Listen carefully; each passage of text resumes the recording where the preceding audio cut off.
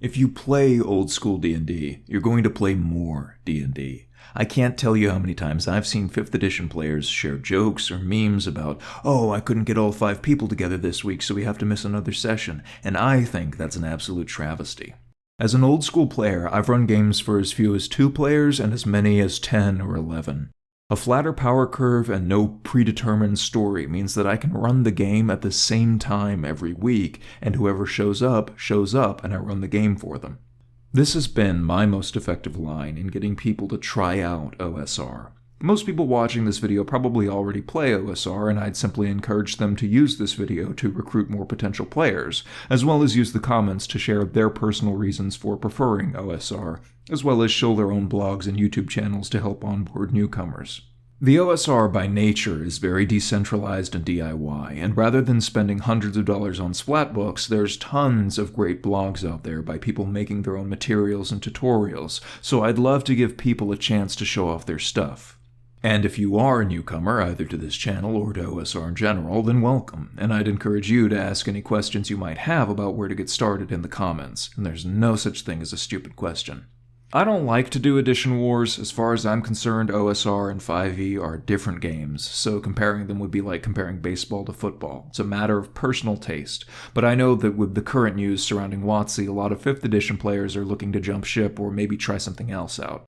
And with regards to this quasi-open table style play, it's possible to house rule 5e to work this way, and it seems like any time someone extols the benefits of OSR, people will aver that they can house rule 5e to emulate its desirable traits, so-called OSR style 5e. But I'd rather have a rule system that works with me rather than against me.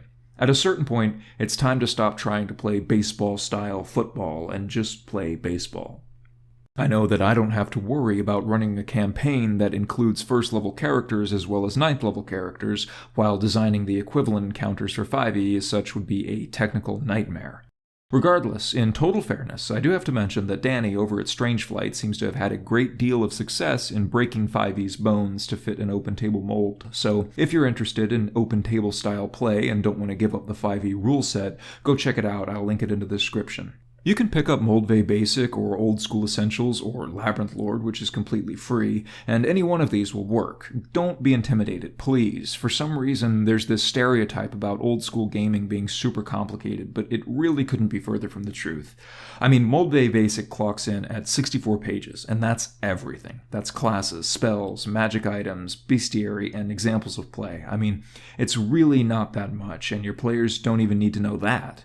I had a session where I was running a game and 2 drunk Marines thought it sounded fun. We sat them down in the middle of the session, handed them a couple character sheets, and within a couple minutes they were fully immersed and taking an active role in the game. They were planning out with the rest of the crew where they were going to go, exploring the dungeon, making preparations, testing for traps. And when combat started, they had that real tactical brain and they were trying to use the environment to their advantage. And their unfamiliarity with the rules didn't hamper them at all. The answer wasn't on their character sheet, it was in their Glenlivet-soaked brains.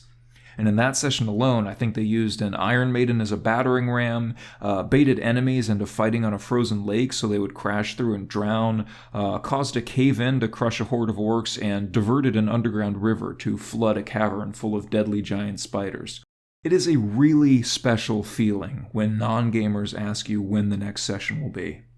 So, if that sounds like something you'd enjoy, I'd really encourage you to check out some of my videos on designing your first dungeon, because for the price of some graph paper and some dice, you can familiarize yourself with the rules in like an hour or 2 and just be ready to go.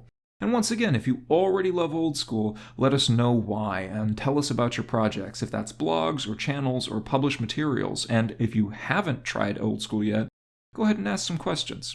Thanks a lot.